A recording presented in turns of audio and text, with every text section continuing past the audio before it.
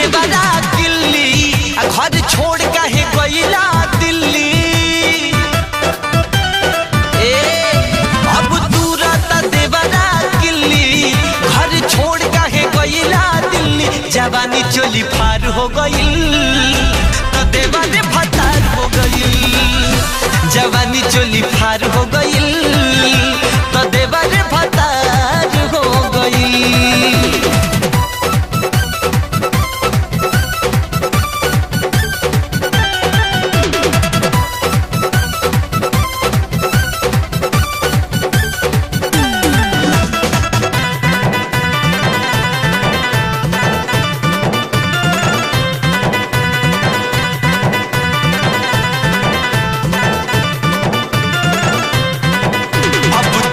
बताव न कैसे रही ई दर्द जवनिया के केतना सही।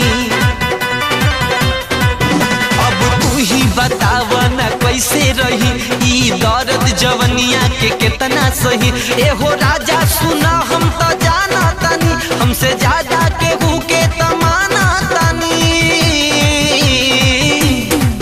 जब से गइलो ना घरे अइला लागे दूसरा के तू भइला। जब से गइला ना घरे अइला लागे दूसरा के तू भइला। कि शौक बरियार हो गइल तो देवरे भतार हो गइल। तो शौक बरियार हो गइल तो देवरे भतार हो गइल।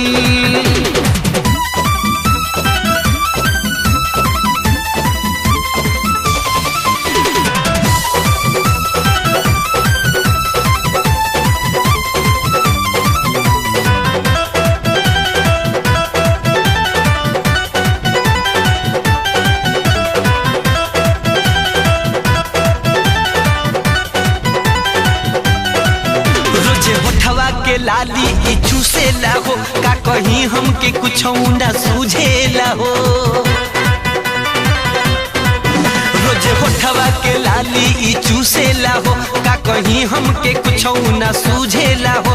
रोज से जिया पे हमरो ई सुतेला हो बंद लहंगा के ताला ई तुरेला हो।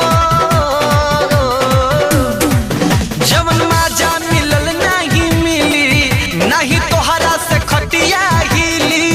जवन माजा मिलल नहीं मिली नहीं तोहरा से खटिया हिली। तो संग भिनसार हो गइल तो देवरे भतार हो गइल। जवानी चोली फार हो गइल तो देवरे भतार हो गइल।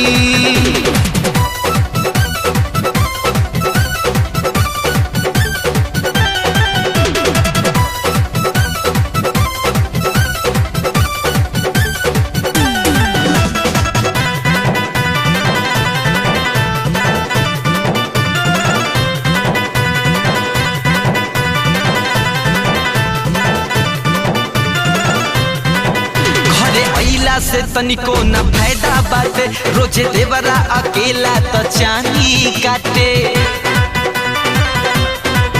घरे अइला से तनिको न फायदा बाटे रोजे देवरा अकेला तो चानी काटे। बाकी जल्दी से गाड़ी तू धके आवा मजा दिनो राती राजा तू पावा।